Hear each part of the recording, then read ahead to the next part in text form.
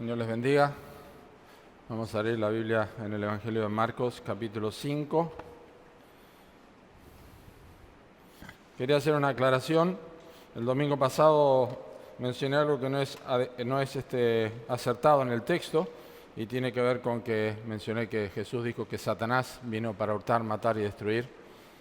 Y no es Satanás, sino los falsos profetas, aunque por supuesto que está Satanás detrás de esto. Diego me lo hizo notar. De hecho, yo lo enseñé bien cuando enseñé Juan, pero si no tengo, uno tiene que estudiar de vuelta. Entonces quería aclararlo y quería que quede grabado también, porque aquellos que escuchan Marcos, probablemente hasta que no escuchen el próximo sermón no lo van a ver, pero igual es lo correcto. Así que tenemos que tener cuidado cuando estudiamos y enseñamos la Escritura, y también gracias al Señor por los que están escuchando y prestando atención. Así que ya saben, Satanás está detrás de eso, pero Jesús se refirió en Juan 10 a los falsos profetas. Pero estamos en otro tema ahora, estamos en el capítulo 5 y esto tiene que ver con un acontecimiento increíble, también precioso. Les confieso que la mayoría de o muchos predicadores dividen este texto que vamos a mirar de capítulo 5, versículos 21 al 43 en dos sermones, pero a mí me parece que es importante considerarlo en un solo sermón y espero hacer justicia al tiempo también y la enseñanza que esperamos que sea de bendición para todos. Vamos a leer Marcos 5, versículo 21 y vamos a disfrutar de esta enseñanza y aprender cómo el Hijo de Dios demuestra compasión por la condición humana y manifiesta su poder a favor de aquellos que depositan su fe en Él. Eso es lo que queremos aprender. Dice así, versículo 21. Pasando otra vez Jesús en una barca a la otra orilla, se reunió alrededor de Él una gran multitud, y Él estaba junto al mar. Y vino uno de los principales de la sinagoga llamado Jairo, y luego que le vio, se postró a sus pies y le rogaba mucho, diciendo: mi hija está agonizando, ven y pon las manos sobre ella para que sea salva y vivirá. Fue pues con él, y le seguía una gran multitud, y le apretaban. Pero una mujer que desde hacía 12 años padecía de flujo de sangre y había sufrido mucho de muchos médicos y gastado todo lo que tenía y nada había aprovechado, antes le iba peor, cuando oyó hablar de Jesús, vino por detrás entre la multitud y tocó su manto, porque decía: si tocare tan solamente su manto, seré salva. Y enseguida la fuente de su sangre se secó y sintió en el cuerpo que estaba sana de aquel azote. Luego Jesús, conociendo en sí mismo el poder que había salido de él, volviéndose a la multitud, dijo: ¿Quién ha tocado mis vestidos? Sus discípulos le dijeron: ¿ves que la multitud te aprieta? Y dices: ¿quién me ha tocado? Pero él miraba alrededor para ver quién había hecho esto. Entonces la mujer, temiendo y temblando, sabiendo lo que en ella había sido hecho, vino y se postró delante de él y le dijo toda la verdad. Y él le dijo: hija, tu fe te ha hecho salva, ve en paz y queda sana de tu azote. Mientras él aún hablaba, vinieron de la casa del principal de la sinagoga diciendo: tu hija ha muerto, ¿para qué molestas más al maestro? Pero Jesús, luego que oyó lo que se decía, dijo al principal de la sinagoga: no temas, cree solamente. Y no permitió que le siguiese nadie, sino Pedro, Jacobo y Juan, hermano de Jacobo. Y vino a casa del principal de la sinagoga y vio el alboroto y a los que lloraban y lamentaban mucho. Y entrando les dijo: ¿por qué alborotáis y lloráis? La niña no está muerta, sino duerme. Y se burlaban de él. Mas él, echando fuera a todos, tomó al padre y a la madre de la niña y a los que estaban con él y entró donde estaba la niña.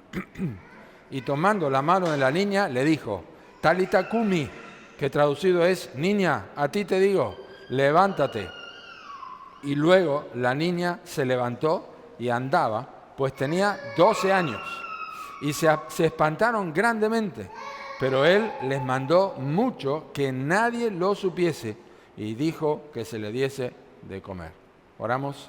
Señor, gracias por esta porción exquisita de tu palabra, preciosa, llena de enseñanzas, pero no queremos, Señor, perder de vista lo más importante, el poder del Hijo de Dios. Así que pedimos que podamos disfrutar de esta enseñanza de una manera adecuada y acomodada para que, Señor, volvamos a nuestros hogares recordando que Jesús es el Hijo de Dios y que creyendo tenemos vida en su nombre. En el nombre de Cristo Jesús. Amén. El Hijo de Dios demuestra su poder y su compasión por la condición humana a favor de aquellos que depositan su fe en Él. No sé si les ha pasado, la primera vez que lo escuché esto fue en Uruguay. Estaba en una oficina de un escribano y teníamos que hacer un arreglo, un papel ahí para la compra de un vehículo y había algunos problemas que solucionar. Entonces, ¿cómo vamos a solucionar esto? Me dijo, no se haga problema, pastor, acá lo único que no tiene solución es la muerte. Era la primera vez que escuchaba eso yo. Aproveché a hablarle del Evangelio y le dije, no, yo sé quién tiene la solución a la muerte. Por supuesto, estaba hablando de otro tema. Pero ese es un típico dicho, ¿no? Acá lo único que no tiene solución es la muerte. Bueno, la verdad que esta expresión es una realidad para el ser humano, por más que lo quiera ocultar, y que el ser humano sabe que es el enemigo final. Es el enemigo final. Y su prima hermana es la enfermedad. La enfermedad es la antesala de la muerte, o por lo menos es la indicación de que la salud se decae y que en algún momento la salud va a caer a tal punto, ya sea inmediato, de forma paulatina o de una forma momentánea, y alguien va a morir. No significa que el hombre no tenga momentos de felicidad, por supuesto que sí, pero la realidad es que estas dos cosas, la muerte y la enfermedad, el dolor que ocasiona, es innegable, es innegable. Incluso nosotros, los que conocemos el Evangelio, sabemos que es así, aunque no nos entristecemos como los que no tienen esperanza, pero es una realidad. Tenemos promesas, pero es una realidad. La muerte es dolorosa.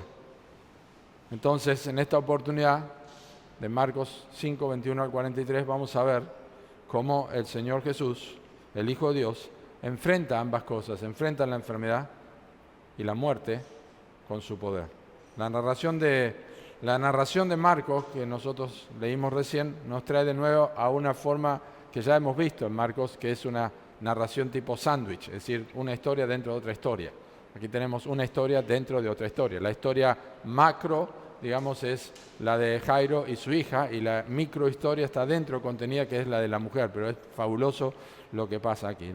Los contrastes de la historia, si los notaron, son numerosos, y le otorgan una particularidad a este pasaje que señala la sabiduría de Dios en la revelación, de encontrar tantos contrastes en tan pocos versículos. Por ejemplo, tenemos un hombre adinerado, porque un principal de la sinagoga, que probablemente era un fariseo, eran personas con dinero, o sea, personas acaudaladas. Era un hombre adinerado. Y por el otro lado tenemos una mujer pobre, porque ya leímos que gastó todo lo que tenía y le iba peor. El hombre era un hombre respetado, el principal de la sinagoga era un hombre respetado, pero la mujer era una mujer rechazada. El hombre era un principal de la sinagoga y la mujer era una doña nadie, porque no decimos don nadie, una doña nadie. Este hombre era un hombre honrado, le conocían todos, pero ella era una mujer avergonzada. Él era un líder de la sinagoga. Ella era una mujer expulsada de la sinagoga. Lo sabemos por la tradición y la historia, que una mujer con esas condiciones, ninguna persona con enfermedad podía entrar en la sinagoga, que era como la iglesia en ese momento de los judíos. Este hombre vino a Jesús públicamente. Ella vino a Jesús en secreto. Él tenía una hija de 12 años. Ella tenía una hemorragia de 12 años. El hombre tuvo 12 años de alegría. Ella tuvo 12 años de desesperación. Él, con todas sus necesidades satisfechas, llegó a los pies de Jesús. Y ella, con todas sus necesidades satisfechas, llegó a los pies de Jesús. Finalmente, no hay ninguna diferencia para Dios, para el que tiene como para el que no tiene. Y Dios va a conjugar en una sola historia cómo atendió a estas dos personas y nos enseña a nosotros que Él tiene poder a nuestra disposición también. Quiero que veamos tres cosas, básicamente, versículos 21 al 24, cómo Jesús responde a la desesperación de aquellos que claman. ¿Se acuerdan que Jesús había liberado al endemoniado del otro lado del mar de Galilea, en Genesaret?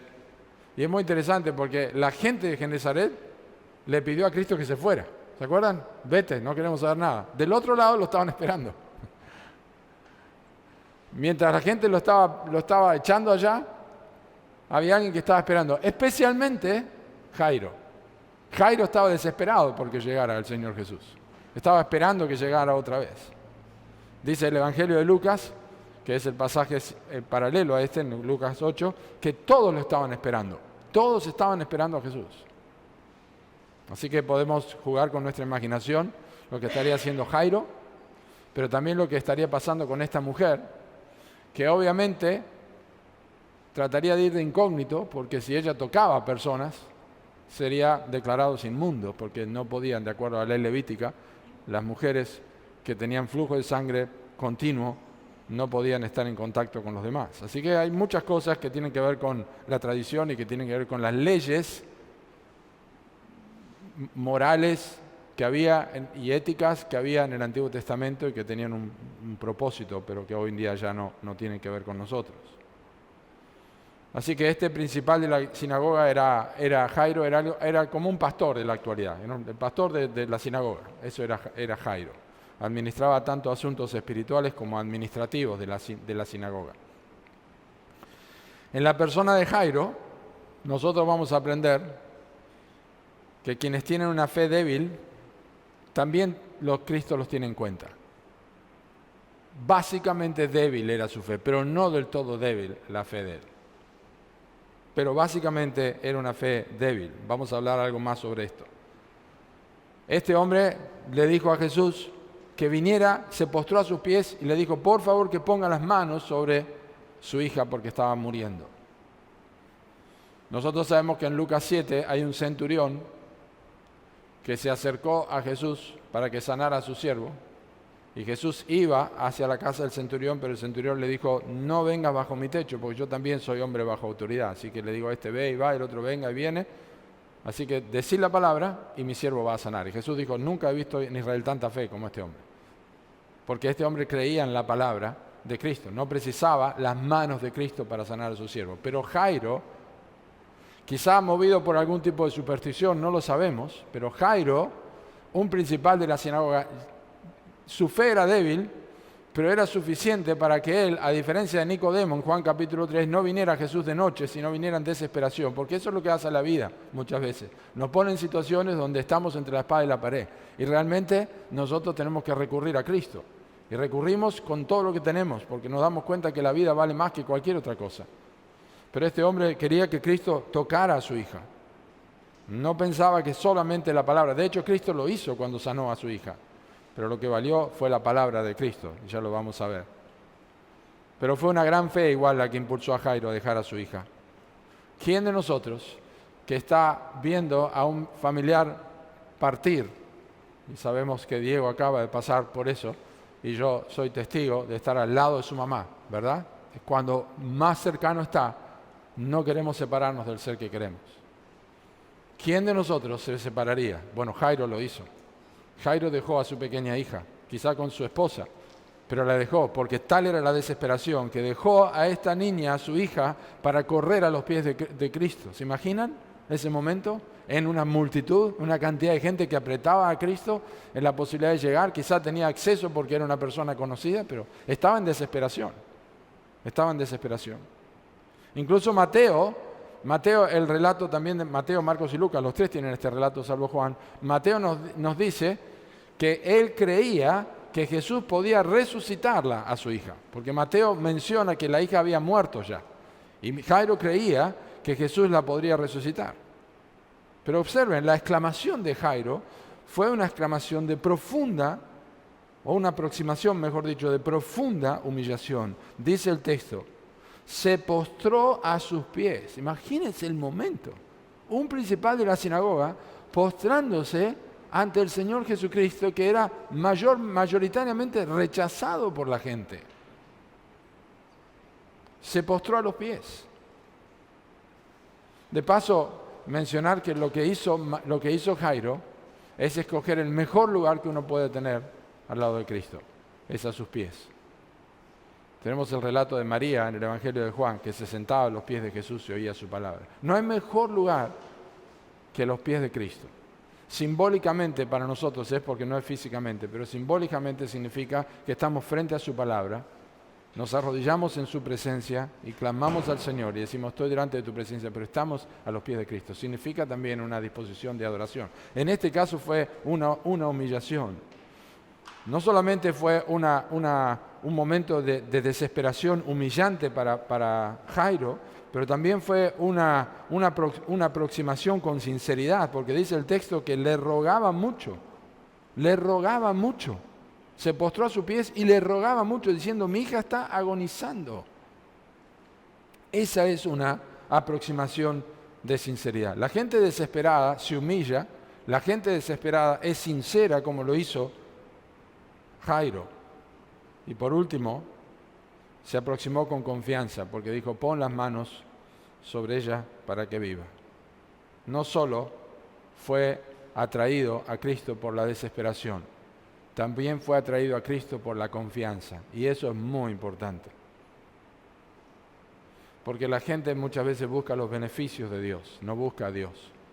Jairo quería a Cristo, confiaba en Cristo, confiaba que Él podía hacer algo. No solamente estaba en desesperación, pero también tenía confianza en que Cristo podía hacer algo. Y esto impulsó a Jairo.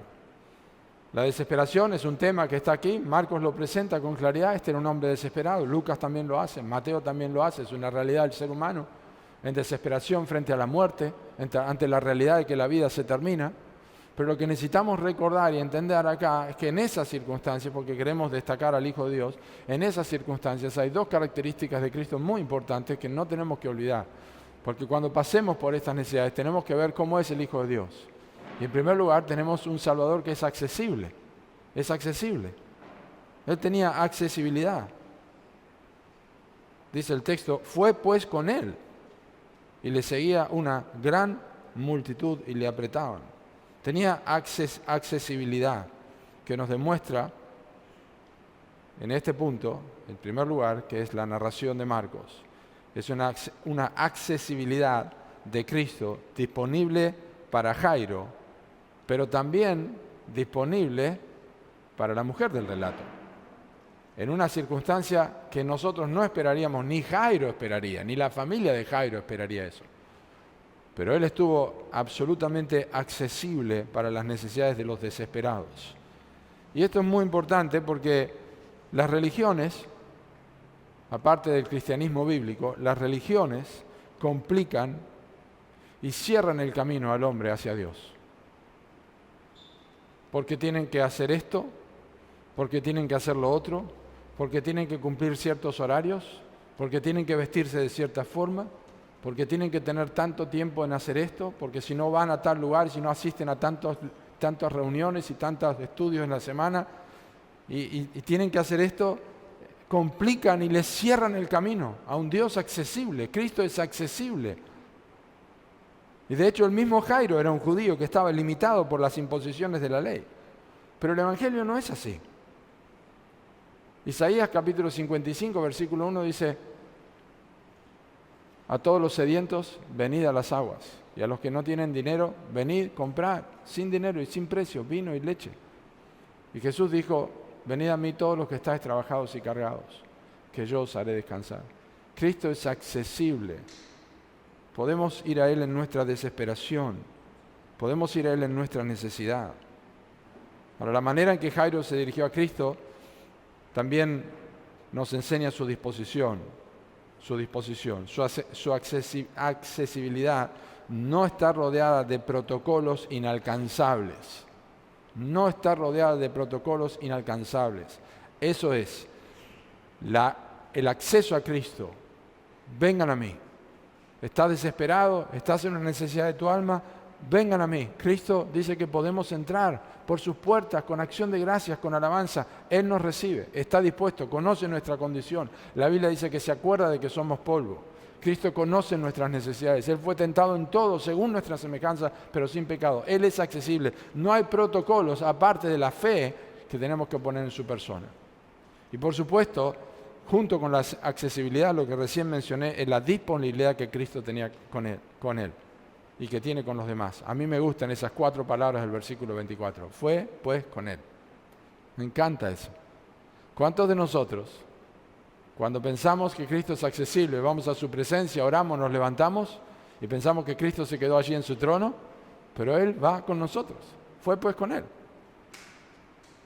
Él prometió estar con nosotros y acompañó a Jairo en ese momento. Y esto es hermoso. Porque eso no solamente indica que Cristo estaba escuchándolo, sino que enseña que Él se involucra con las personas desesperadas. Él se involucró con Jairo. No le dijo, anda que ahora yo te alcanzo. No, fue con él, se involucró con Jairo, lo acompañó, no lo abandonó, no lo dejó solo. Y eso es lo que hace Cristo con los desesperados. No los abandona, no los deja solos. Y a pesar de que situaciones puedan interrumpir o interfieran con interrupciones en el cuidado de Dios, como lo vamos a ver en este caso, Él está involucrado personalmente. Cristo nunca deja de involucrarse personalmente con nuestras necesidades. Cierto que quizá hay personas que nosotros conocemos que están en peores situaciones y eso hace pensar que quizá Dios no tiene tiempo para mi vida porque no tiene importancia lo que me está pasando con relación a otros. No es así. Cristo atiende la desesperación, Jesús conoce y Jesús responde a la desesperación del que clama, y eso fue lo que hizo con Jairo. En segundo lugar, quiero que noten cómo Jesús reconoce la dolencia del que sufre. Bueno, obviamente también incluye al versículo 24, porque nos da como el nexo, lo que coordina con lo que ocurre ahora con la mujer. Está relacionado por la expresión que dice, y le seguía una gran multitud y le apretaban. Dentro de esa multitud está ahora la mujer. Dentro de esa gran multitud hay una persona en forma individual que está en un momento de sufrimiento. Y eso es muy importante porque Cristo conoce las personas que sufren, no solamente aquellos que abiertamente muestran su desesperación, sino los que sufren en forma privada. Y de repente, en la desesperación de Jairo, hay una interrupción. Pero no es cualquier interrupción. El texto dice, pero una mujer que desde hacía 12 años padecía flujo de sangre. Pero, o sea, hasta este momento estamos casi acompañando a Jesús y a Jairo, decir, vamos, se muere la hija de Jairo, 12 años, es un adolescente, se muere, hay que apurarse. Pero el Espíritu Santo dice, acá pasó algo. Se pueden pensar muchísimas cosas. Quizá la más inmediata que nos surge es la desesperación de Jairo en ese momento. Es como que está esperando el médico durante 2 horas y de repente llega alguien que viene con un dolor o alguien y lo atienden primero. Y dice, yo estoy hace 2 horas esperando esto, estoy en una situación y se metió primero que yo. Y esa situación que genera molestia. No, es casi como que le está tomando el pelo a Jairo. Yo soy el principal de la sinagoga y de repente va a parar, pero hay una interrupción en esta desesperación de Jairo. Pero la desesperación de Jairo no excluye la necesidad de la mujer. No excluye la dolencia de la mujer. Y esta es la multiforme sabiduría de Dios que nos sorprende de forma contundente. La multiforme sabiduría de Dios nos sorprende cómo Dios hace las cosas de manera que nosotros no imaginamos. Porque sabemos que cuando Lázaro murió en Juan capítulo 11, Cristo voluntariamente se quedó 2 días más. Cuando llegó ya hacía 4 que Lázaro había muerto. Y sabemos que lo hizo a propósito, para enseñar a sus discípulos y para las personas que estaban allí. Y ahora también ocurre algo similar. Cristo está absolutamente en paz. Él es el príncipe de paz. En medio de la desesperación y en medio del dolor, Él está en perfecta paz. ¿Quién se detendría en una situación tan crítica? Cristo. Ok, esta mujer tenía una dolencia que la condicionaba completamente de todo. 12 años con flujo de sangre. ¿Sabe lo que eso significa? Probablemente, con toda seguridad, una anemia increíble que tendría esta mujer. Una anemia contundente en su vida. La debilidad que tendría esta mujer no la podemos comparar. No había los medios de médicos que hay ahora. De hecho, había gastado todo lo que había y nada había recuperado esta mujer. Estaba realmente dolorida. Y esta mujer no solamente estaba dolorida, sino que estaba completamente condicionada. Y esto es una figura del pecado. La muerte, las puertas de la muerte para Jairo es una figura del pecado, porque la paga del pecado es muerte. Y la Biblia dice, está establecido a los hombres que mueran una sola vez y después de esto el juicio. El alma que pecare, esa morirá. La muerte es una realidad. Pero también la dolencia y la separación, la condición de esta mujer es una figura del pecado, porque el pecado nunca da, siempre quita. Nunca da algo el pecado, siempre quita. Y decía un autor que Sansón, en el Antiguo Testamento, si conocen la historia de Sansón, que quedó ciego, perdió toda su fuerza, que él podría decir: el pecado te encontrará, el pecado te cegará, el pecado te atará y el pecado te destruirá. Eso fue lo que pasó con Sansón. Y esta mujer estaba absolutamente atada. Se encontraba no solamente con una dolencia física, se encontraba también en una bancarrota por causa de esa misma dolencia. El versículo 26 dice que había gastado, miren el énfasis que hace Marcos en el versículo 26. Había sufrido mucho de muchos médicos. O sea, la atención que tuvo, el tratamiento, le había causado sufrimiento en todos los médicos que le habían atendido, con todos los médicos que le habían atendido. Había gastado todo lo que tenía y nada le había aprovechado. ¿Sabes lo que es hacer tratamiento tras tratamiento y gastar todo lo que tenía? Si no, después dice, le iba peor. O sea, la condición de esta mujer era absolutamente desahuciada. Desahuciada.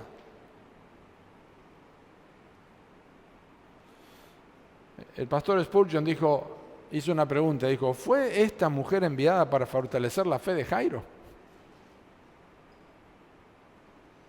Se ha dicho que la hija de Jairo llevaba 12 años viviendo, mientras que esta mujer llevaba 12 años muriéndose.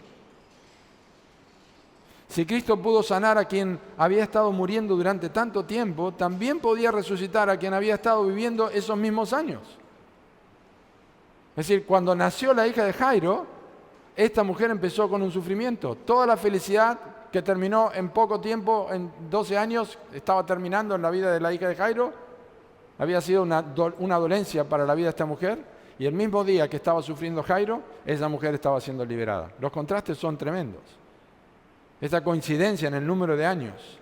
Aunque Jairo parecía fuerte en la fe, no lo era tanto. Mientras que la mujer, a pesar de ser fuerte en la fe, se mostró más débil al acercarse a Cristo, porque no lo hizo abiertamente como lo hizo Jairo, lo hizo en secreto.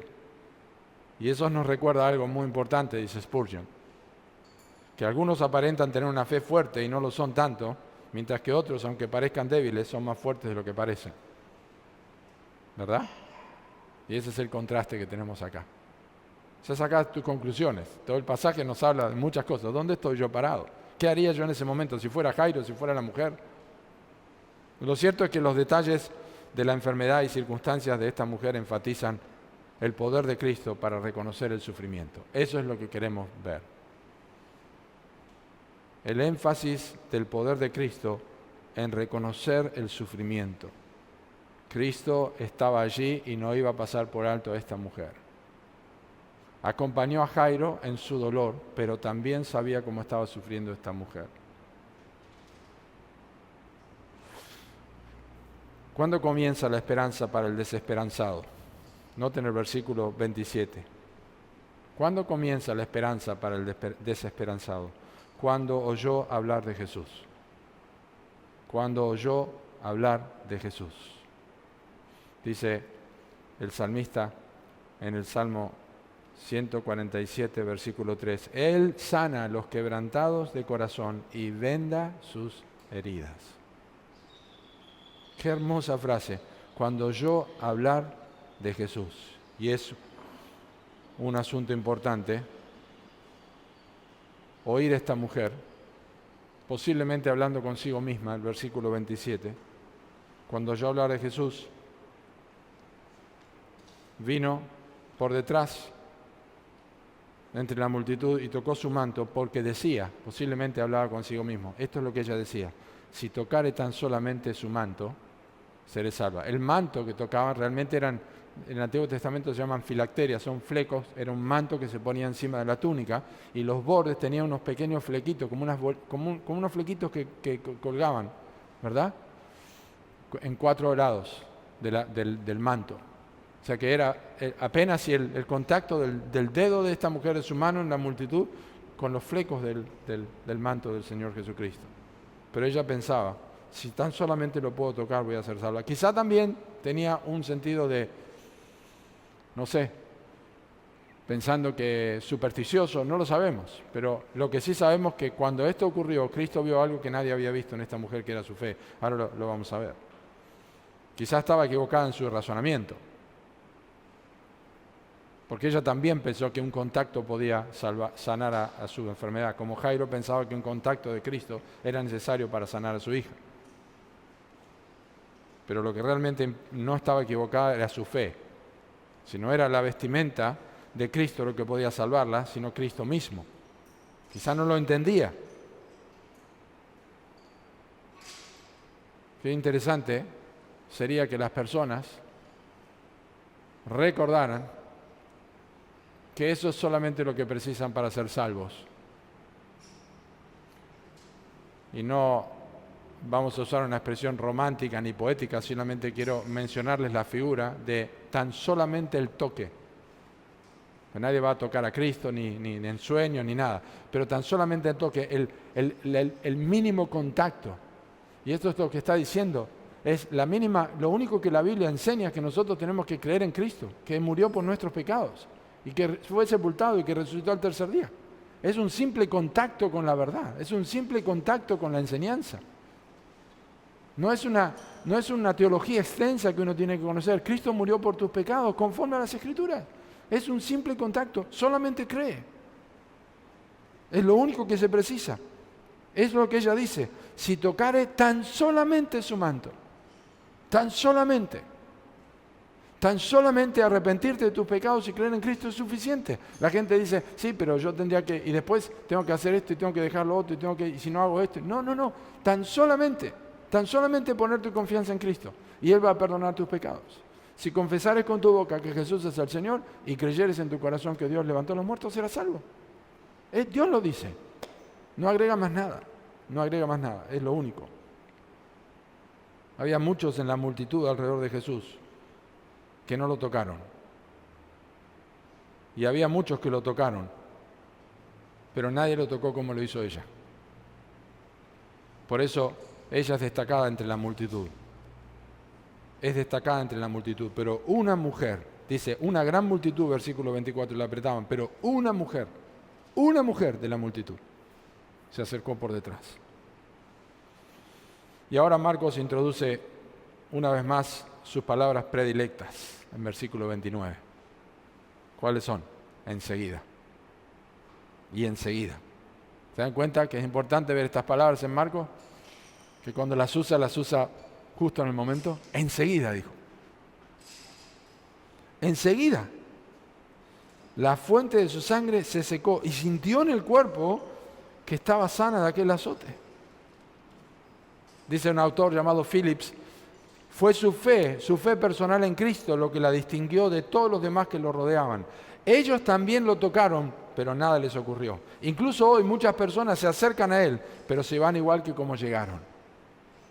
Como la multitud, que pudo haber apretado a Cristo y lo pudo haber tocado, pero no tuvo ningún tipo de efecto en sus vidas, a diferencia de esta mujer.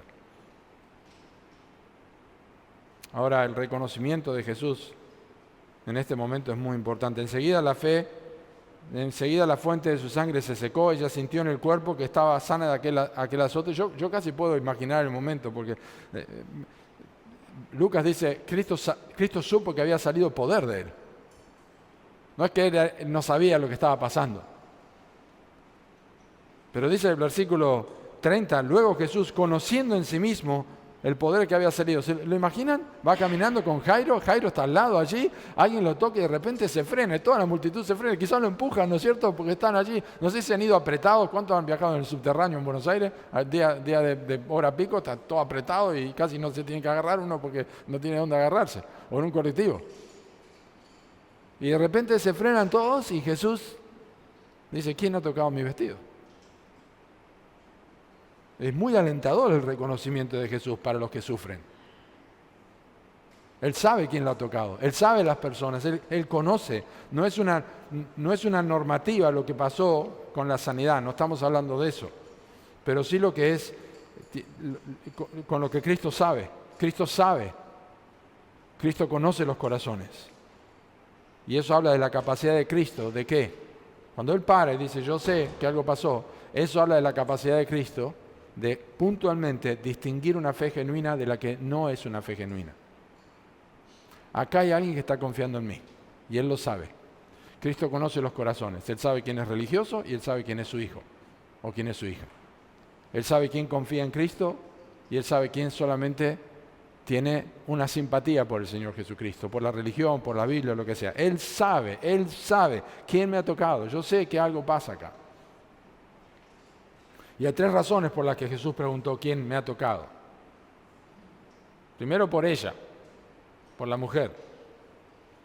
Jesús quería ser más que un sanador para ella.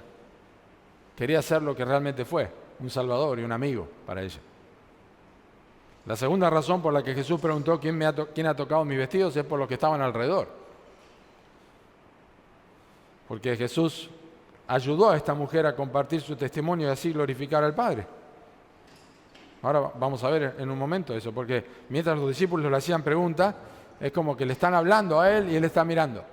De hecho, es interesante ver todas las veces que en el Evangelio de Marcos Jesús está mirando. Él mira con enojo a los fariseos, él mira con tristeza al joven rico en capítulo 10, él mira con amor a esta mujer, él mira a sus discípulos también cuando están dudando de él. Él mira alrededor cómo están descuidando el templo en Marcos capítulo 11. Hay varias miradas de Cristo en el Evangelio de Marcos. Así que la mirada ayudó a compartir el testimonio, a glorificar al Señor de parte de esta mujer. Y en tercer lugar, Jesús preguntó esto por Jairo. Él necesitaba toda la motivación y ánimo que necesitaba obtener.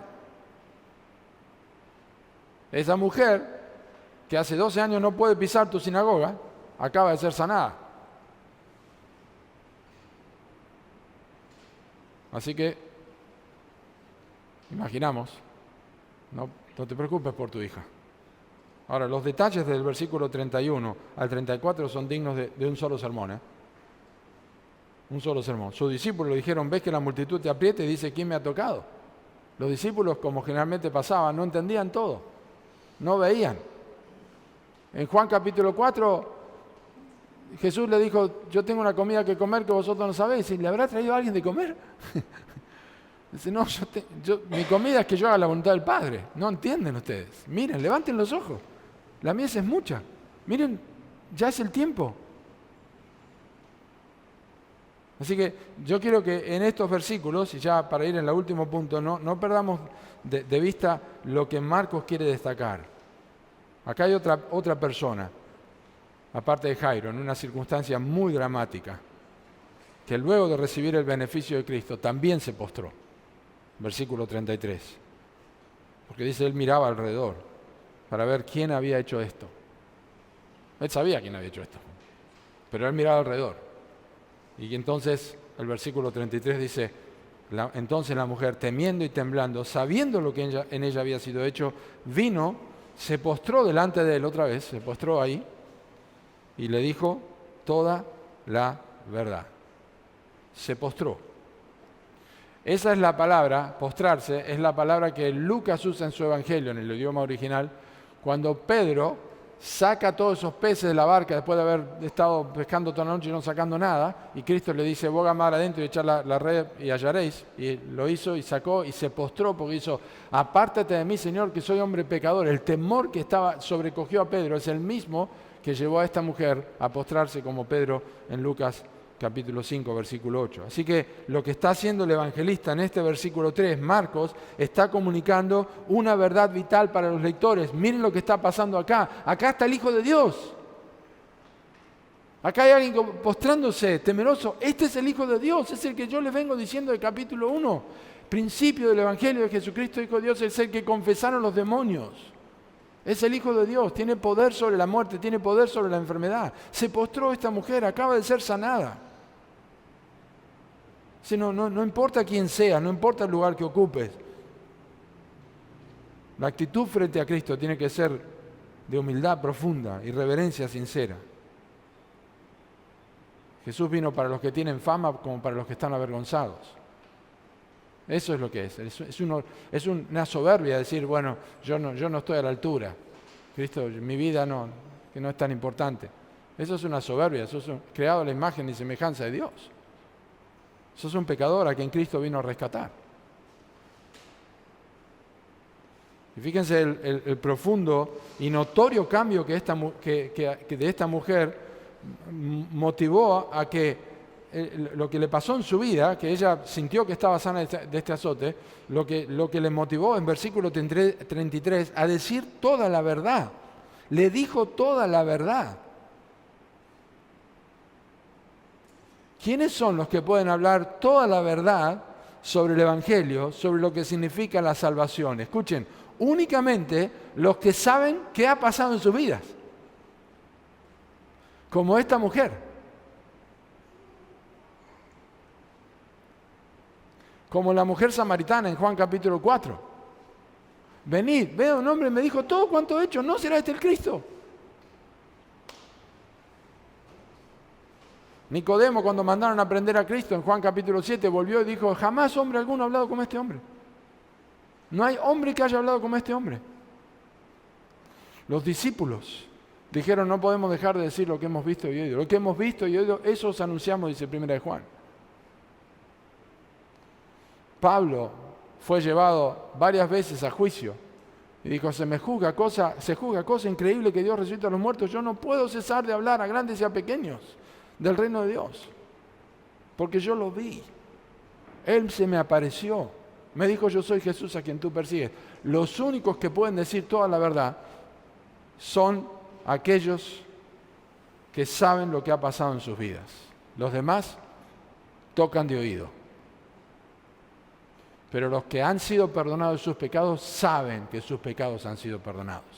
Sus vidas han sido transformadas completamente. Y entonces esto desencadenó las palabras de Jesús a ella para ir al último punto. Versículo 34. Y él le dijo, hija. Me encanta eso. Hija. Qué precioso, ¿no? Cuando por primera vez sos adoptado en la familia de Dios. Y como Juan 1:12 dice, más a todos los que le recibieron, a los que creen en su nombre, les dio potestad de ser hechos hijos de Dios. Gálatas 4, Dios envió a vuestros corazones el Espíritu de su Hijo, el cual clama, Abba Padre. Y si somos hijos, también herederos. Herederos de Dios y coherederos con Cristo. Hijos. Hija. Y escuchen, para que quede claro que Cristo no está hablando de la enfermedad. Dice, tu fe te ha hecho salva, ve en paz y queda sana de tu azote. Son dos palabras distintas, no solo en español, sino en el original. Y la palabra para salva aquí, hija, tu fe te ha hecho salva, es la palabra que se refiere a salvación del alma, que se usa en otros pasajes. Y la palabra que dice, sé sana de tu azote, es la palabra que se utiliza para las enfermedades. Así que esta mujer fue salvada de sus pecados porque eso evidencia que cuando tocó el manto y quedó sanada, ella sabía que estaba acercándose al Mesías, al Hijo de Dios. Estaba creyendo en su nombre. Estaba creyendo que era el Mesías. Y como Mesías, y por todo lo que sabía de él, y todo lo que había escuchado de él, podía tocarle y iba a ser sanada. Su poder era real. Su poder era absoluto. Y es precioso lo que Cristo dice allí. Ve en paz. Ese es el resultado de la salvación. Justificados pues por la fe, tenemos paz para con Dios. Paz.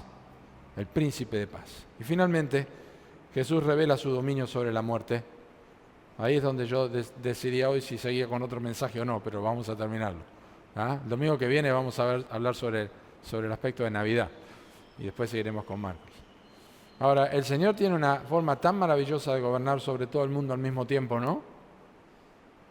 Mientras él aún hablaba, vinieron de la sinagoga, principal de la sinagoga, diciendo, tu hija ha muerto, ¿para qué molesta más al maestro? Dios tiene una forma tan particular de controlar todas las cosas. Hay una canción de niños que dice, Él tiene el mundo en sus manos. Dios tiene el mundo en sus manos, nada se le escapa de sus manos. Él sustenta todas las cosas con la palabra de su poder. Mientras la hija de Jairo estaba muriendo, no iba a morir y no iba a pasar nada si Cristo no quitaba, porque Él es el que da vida y el que quita vida. En él vivimos, nos movemos y somos. Y la hija de Jairo no era diferente a los demás. Y ahí estaba Cristo, el autor de la vida. Pero Jairo no lo veía así. Yo no sé cómo describir lo que pasó. Solo puedo imaginar que mientras la mujer veía el final de 12 años de dolor, Jairo veía el final de 12 años de alegría con su hija. Eso es lo que puedo imaginar. Mientras esa mujer estaba, Jairo estaba escuchando que su hija había muerto. Y Cristo en medio del dolor de alguien y de la alegría de alguien. Pero por hacer algo, por alguien que estaba sufriendo, deteniéndose por alguna razón en la vida de Jairo y apurándose en una mujer que hacía 12 años que estaba allí. Alguien que había disfrutado 12 años de su hija, ahora en un momento lo estaba perdiendo. Y alguien que no había podido disfrutar durante 12 años, en un momento estaba sanado y liberada completamente. No solo comunica una tragedia, sino también una idea errónea sobre quién es Jesús. Versículo 35. ¿Para qué molestas más al Maestro? Hay una tragedia acá, pero también una equivocación sobre cómo es Cristo.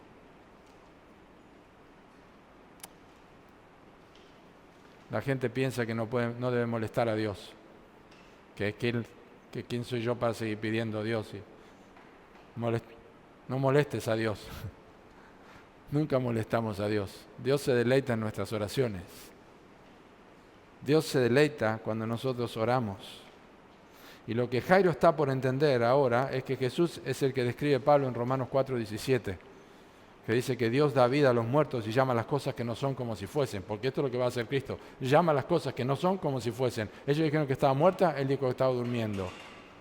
Y también Hebreos 11:19, que dice que Dios es poderoso para levantar aún de entre los muertos. Y la impresión que Marcos está dejando es que el Hijo de Dios jamás es molestado por los que sufren. Quiero que lo sepan, Cristo jamás es molestado por las personas que están sufriendo. No importa las veces que clames, nunca molestas a Cristo con tus problemas. Y Jesús se anticipó a cualquier reacción de Jairo. ¿Para qué molestan más al Maestro? Y Jesús dice, oyó lo que se decía, dijo al principal de la sinagoga, no temas. Cree solamente. ¿Qué palabras? El mismo que creó el cielo y la tierra, el mismo que dijo sea la luz, le dice, no temas, cree solamente. Miren, no hay ninguna diferencia entre lo que Jairo escuchó audiblemente y lo que nosotros leemos en la Escritura, hermanos. No hay ninguna diferencia, aunque lo leas con tu propia voz. No temas, cree solamente. No temas, cree solamente. El temor que inundó el corazón de Jairo, y claro que le inundó el corazón de Jairo, por supuesto, ¿cómo no? Pero acá están las palabras de Jesús. No temas, cree solamente. No trates de temer y creer al mismo tiempo. Eso es lo que está diciendo. No trates de creer y estar teniendo temor al mismo tiempo. No se puede hacer eso. Confía plenamente. No trates de hacer ambas cosas. Y es preciosa esa palabra de Jesús a Jairo. Así que luego vemos las 6 cosas finales que las menciono. Primero, el círculo íntimo de Jesús para ocasiones como estas. No permitió que le siguiese nadie sino Pedro, Jacobo y Juan, hermano de Jacobo, el triunvirato. Es la primera vez que lo lleva juntos. Después lo va a llevar al monte de la transfiguración y después se lo va a llevar a Getsemaní cuando está por morir, está orando. Se lo lleva a ellos 3. Y una de las razones para la que hizo esto probablemente tiene que ver con la ley. Con el testimonio de 2 o 3 testigos se constata todo asunto. ¿Está muerta? Está muerta. Jacobo, Pedro, Juan, lo saben. Ahí tenía 5. ¿Los padres también? Está muerta. Así que lleva a ellos 3 con ellos. Número 2. Los lamentadores contratados, hipócritas, lo vamos a ver. Dice que había alboroto y los que lloraban y lamentaban mucho. La gente se les pagaba para que vayan a llorar. Y los familiares se rompían la ropa. Durante 7 días la iban rompiendo cada vez más, hasta el final del 7º día la rompían completamente en el pecho. Ellos eran los familiares. Pero también le pagaban a personas que tocaban flauta, como dice Jesús, os tocamos flauta, no endechasteis, los tocaban flautas disonantes, todo eso aspecto, y personas contratadas que eran expertos en gritar y llorar y contagiaban a las personas, así como la risa contagia, también contagia el llanto y la tristeza de otras personas, y eran contratados. Incluso las personas más pobres tenían que contratar por lo menos 2 personas que estuvieran llorando, era como una ley eso, quedaba muy mal si no lo hacías, aunque no tuvieras plata, tenías que buscar la forma de hacerlo. Ahí estaban estos lamentadores. Llegaron a esa casa, el alboroto que estaba allí. Cristo llega, el autor de la vida. 4º lugar. 3er lugar, la afirmación de Cristo que desconcertó a todos. Una vez más, Romanos 4:17. Él es el que resucita a los muertos. Dice, ¿por qué alborotáis y lloráis? O sea, entiendo que lo hagan cuando alguien murió, porque eso es lo que es la costumbre. Pero ahora está durmiendo. Duerme. Cuarto lugar, la burla de los incrédulos e ignorantes. Y se burlaban de él. Esa es la burla de los incrédulos e ignorantes. Qué rápido los hipócritas pasan del llanto falso a la risa verdadera, ¿no? Pues estaban llorando en un momento y ahora estaban todos riéndose, se estaban burlando. Pero Cristo hizo lo que hizo en la limpieza del templo. Los echó fuera todos. Salgan de acá, salgan de acá. Salgan. Yo no puedo imaginar la presión de ese momento, tanto espiritual como física, que existía en el ambiente. Pero Jesús no hizo caso nada de eso. Jesús dividió claramente a los de afuera de los de adentro. De los que no creían, de los que realmente estaban necesitados. Y entonces, en quinto lugar, la palabra preciosa, donde estaba la niña, finalmente tocó a la niña, pero lo importante fueron sus palabras. La tomó de la mano y le dijo Talita Kumi, en arameo. Marcos es el único que lo usa. Traducido es niña, a ti te digo levántate. Y realmente significa ovejita mía, despertate. ¿Qué papá no le dijo ovejita a su hija, no? No sé si le dicen otra cosa, pero es como una ovejita querida. Ovejita mía, levántate. Hay una canción en inglés de un autor que a mí me gusta mucho, Michael Card, que relata a la niña lo que ella vio, a sus padres llorando. Y no sé cómo fue. Dice, pero yo hice el camino de vuelta. Hice el camino de regreso. No me pregunten cómo, dice ella. Lo primero que vi fueron sus ojos. Lo primero que oí fue su voz, que me decía, levántate. Precioso. Lo primero que uno ve cuando Cristo hace algo por su vida es a Cristo, es su voz, es su persona. Pequeño corderito, levántate. Así son las ovejas de Cristo. El milagro fue completo, número 6, final. Se levantó, andaba, pues tenía 12 años, se espantaron grandemente, pero él les mandó mucho que nadie lo supiese y dijo que se le diese de comer. ¿Cómo no contarlo, no es cierto? Pero dijo, nadie lo sepa, nadie lo sepa.